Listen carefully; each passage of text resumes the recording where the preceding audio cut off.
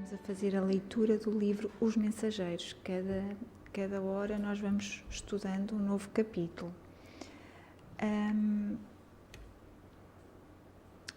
Este livro é uma psicografia de Francisco Cândido Xavier, uma psicografia de André Luiz por Francisco Cândido Xavier. Este livro relata passagens da colónia espiritual Nosso Lar. Portanto, tudo aquilo que nós vamos aqui ouvir se desenvolve na colónia espiritual Nosso Lar.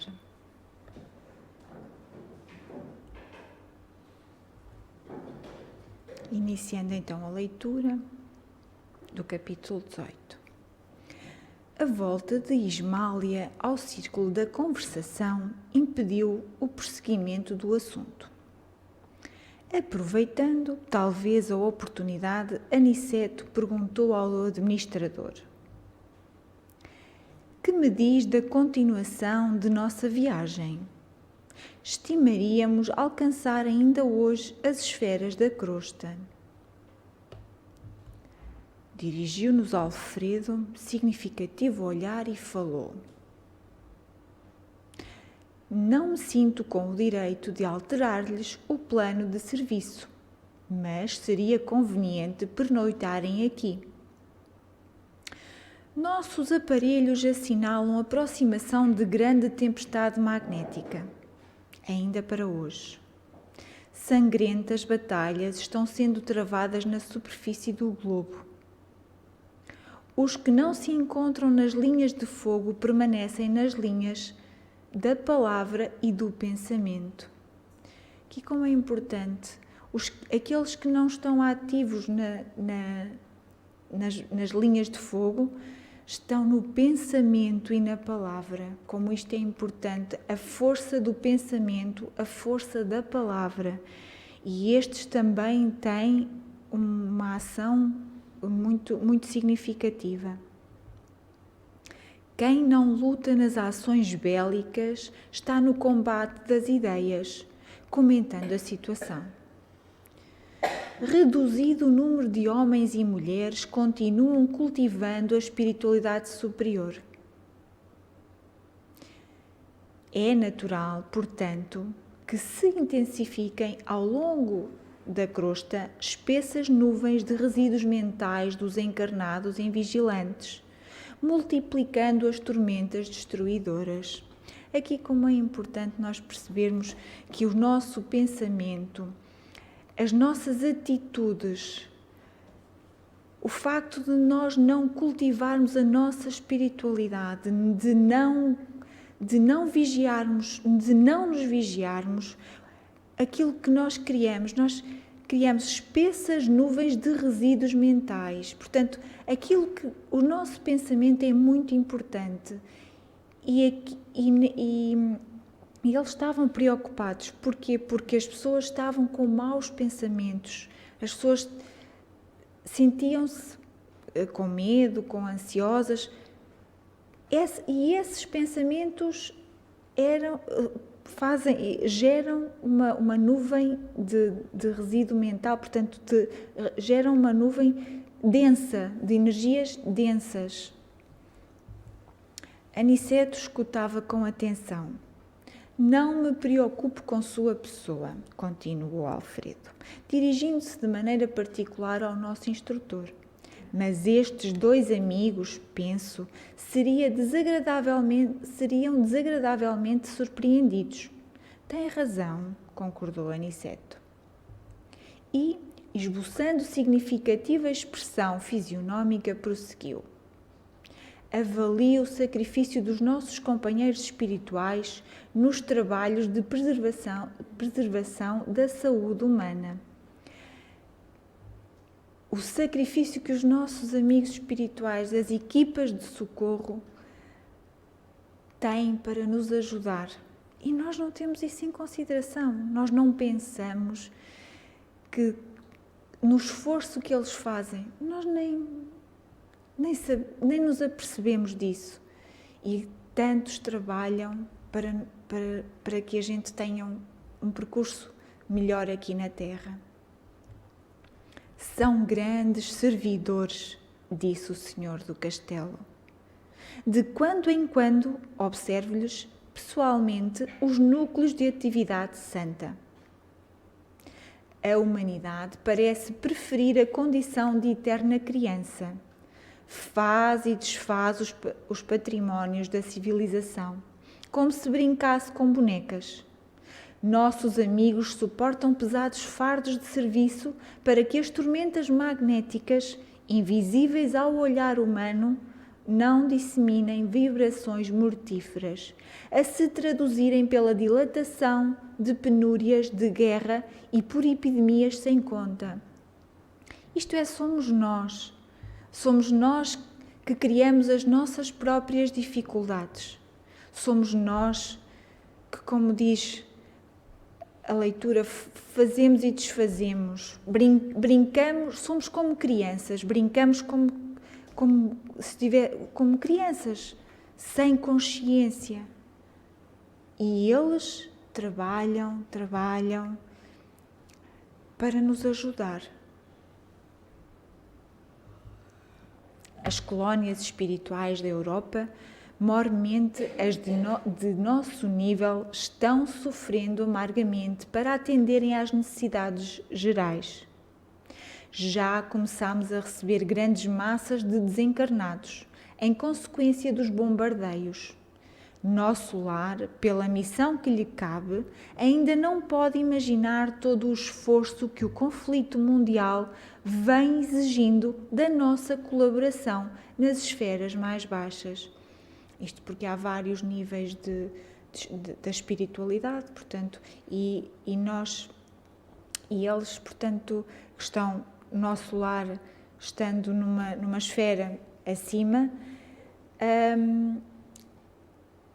eles dizem, portanto, nós não imaginamos o esforço que eles fazem, como eles são amorosos, como eles são carinhosos. Fazem tudo isto sem esperar nada em troca. Os postos de socorro de várias colónias ligadas a nós estão superlotados de europeus desencarnados violentamente.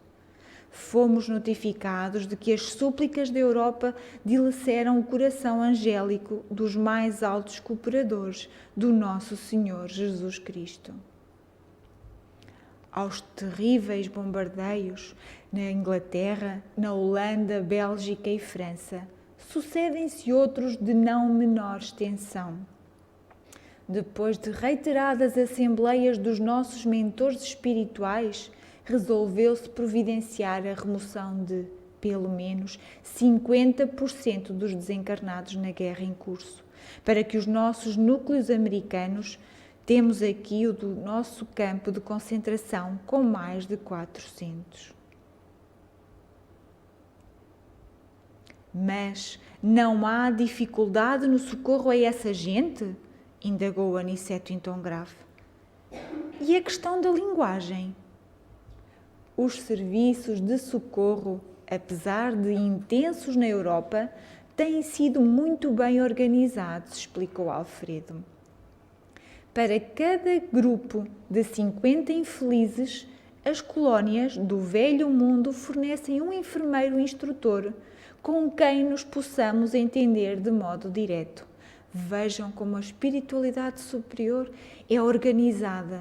Eles organizam-se por cada 50 espíritos, portanto, 50 infelizes, espíritos em sofrimento, e eles têm um enfermeiro instrutor. Tudo devidamente organizado, tudo devidamente pensado. Desse modo, o problema não pesa tanto, porque nossa parte de colaboração consta de fornecimento de pessoal de serviço e de material de assistência. Não seria, porém, mais justo, indagou Vicente, que os desencarnados dessa espécie fossem mantidos nas próprias regiões do conflito? Isto é, o que é que ele sugeria? O que é que ele perguntava? Se não seria melhor que esses espíritos desencarnados fossem mantidos nas regiões onde havia o conflito. E Alfredo sorriu e explicou: nossos instrutores mais elevados são de parecer que essas aglomerações seriam fatais à coletividade dos espíritos encarnados. Determinariam focos pestilenciais de origem transcendente com resultados imprevisíveis. Isto é, nós estamos numa zona de guerra, temos os espíritos desencarnados junto de nós. Eles estão em sofrimento, eles não têm compreensão daquilo que se está a passar. Todos nós iríamos sofrer com isso. Portanto, ele diz que o melhor é que eles sejam ajudados e levados para outras colónias. Inúmeros de nossos irmãos que perdem o corpo nas zonas assoladas não conseguem subtrair-se ao campo da angústia, mas quantos ofereçam possibilidades de transferência para cá, dentro das nossas cotas de alojamento, são retirados dali sem perda de tempo, para que seus pensamentos atormentados não pesem em demasia nas fontes vitais das regiões sacrificadas. Nesse interim, Aniceto interveio esclarecendo: embalde voltarão os países do mundo aos massacres recíprocos. O erro de uma nação influirá em todas, como o gemido de um homem perturbaria o contentamento de milhões. A neutralidade é um mito, o insulamento uma ficção do orgulho político. A humanidade terrestre é uma família de Deus, como bilhões de outras famílias planetárias no universo infinito. Em vão a guerra desfechará desencarnações em massa. Esses mesmos mortos pesarão na economia espiritual da Terra. Vejam isto. Esses mesmos mortos pesarão na economia espiritual da Terra. Enquanto houver discórdia entre nós, pagaremos doloroso preço em suor e lágrimas. A guerra fascina a mentalidade de todos os povos, inclusive de grande número de núcleos de esferas invisíveis. Quem não empunha as armas destruidoras dificilmente se afastará do verbo destruidor, no campo da palavra ou da ideia.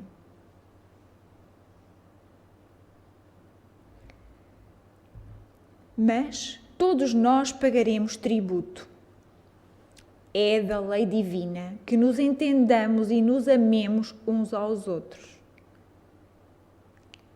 É da lei divina, meus irmãos, que nos amemos uns aos outros. Muito importante. Todos sofreremos os resultados do esquecimento da lei, mas cada um será responsabilizado de perto pela cota de discórdia que haja trazido à família mundial. Isto é, cada um de nós é responsável pela sua atitude. Cada um de nós sofrerá pelo esquecimento da lei do amor, da lei da caridade. Nós, além de nos estarmos a prejudicar pelo esquecimento da lei do amor, estamos também a contribuir para aquela nuvem densa de energia baixa. Pensemos nisso. Se todos nós pudéssemos contribuir um pouquinho com o nosso amor, com a nossa paz, com certeza que à nossa volta tudo seria mais fácil e tudo estaria melhor. Alfredo, que parecia ponderar seriamente os conceitos ouvidos, observou: é justo. Aniceto voltou a considerar após silêncio mais longo. Estive pessoalmente a semana passada em Alvorada Nova, que fica em zonas mais altas. isto é, em zonas espirituais mais elevadas, mais leves, mais harmoniosas. E vim a saber que avançados núcleos de espiritualidade superior dos planetas vizinhos, desde as primeiras declarações desta guerra, determinaram providências de máxima vigilância nas fronteiras vibratórias mantidas conosco.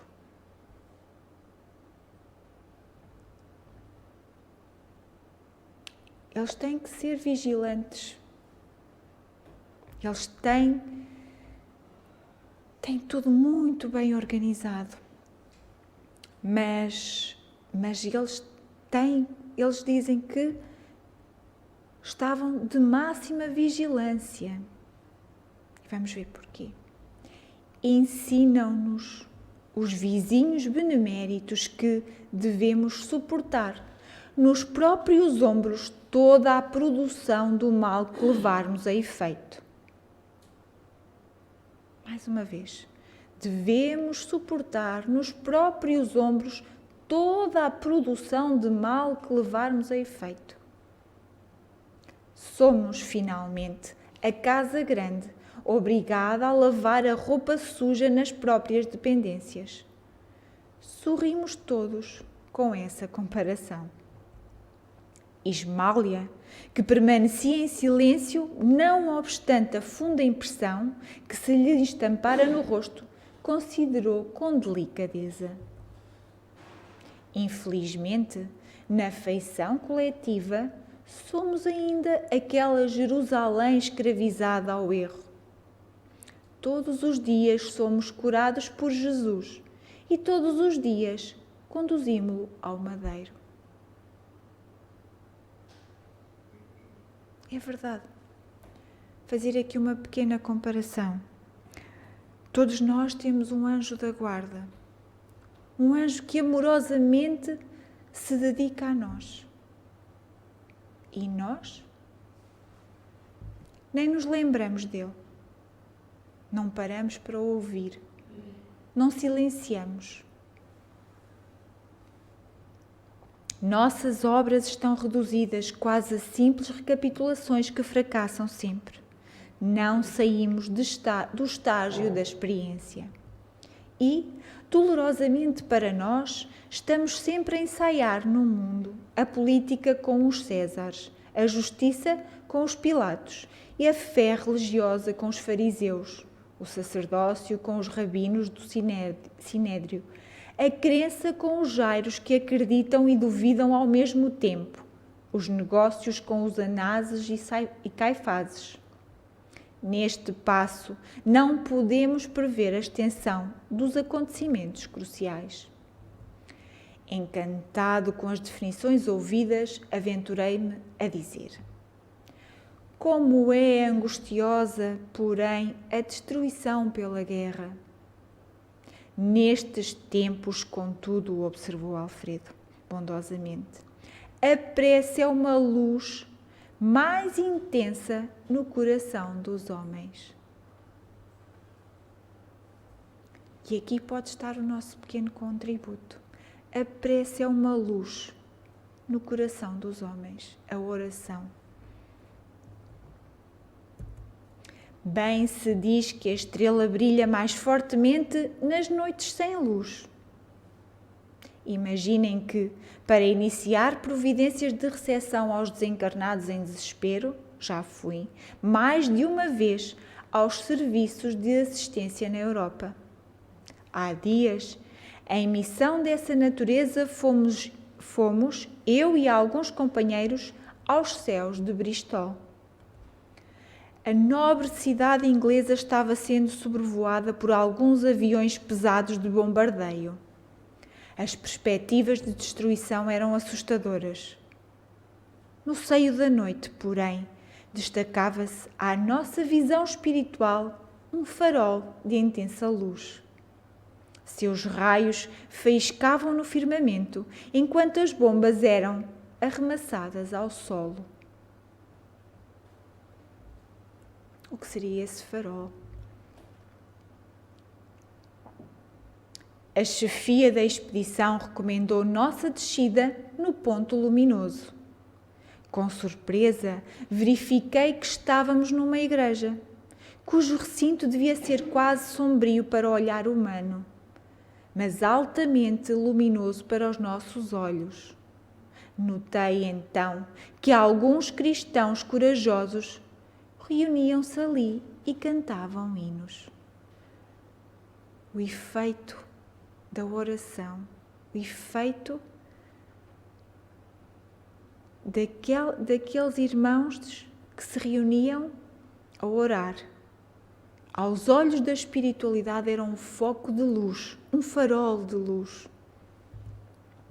O ministro do culto lera a passagem dos Atos, em que Paulo e Silas cantavam à meia-noite na prisão e as vozes cristalinas elevavam-se ao céu, em notas de fervorosa confiança. Enquanto rebentavam os telhaços lá fora, os discípulos do Evangelho cantavam unidos em celestial vibração de fé viva. Nosso chefe mandou que nos conservássemos de pé, diante daquelas almas heroicas que recordavam os primeiros cristãos perseguidos em sinal de respeito e reconhecimento. É fé, a vibração da fé. Ele também acompanhou os hinos e depois nos disse que os políticos construiriam os abrigos antiaéreos, mas que os cristãos edificariam na terra os abrigos antitrevosos. Com este foco de luz, eram como que abrigos espirituais, abrigos em que havia uma energia de paz e de harmonia. Enquanto que os políticos construíam abrigos, os cristãos, com o seu poder de oração, reuniam abrigos antitrevosos. Isto seriam em que os espíritos de baixo nível não teriam acesso. Às vezes, concluiu o senhor do castelo, em tom significativo, é preciso sofrer para compreender as bênçãos divinas. Vejam bem esta última frase. É preciso sofrer para compreender as bênçãos divinas. Meus irmãos, se nós pudermos compreender pelo amor, porque haveremos nós de sofrer. Mas, muitas das vezes, precisamos de passar pelas dificuldades para sim perceber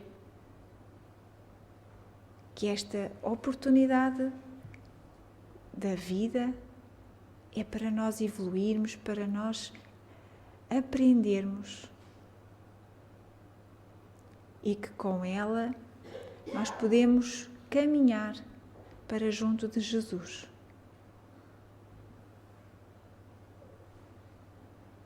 Muito obrigada pela vossa atenção.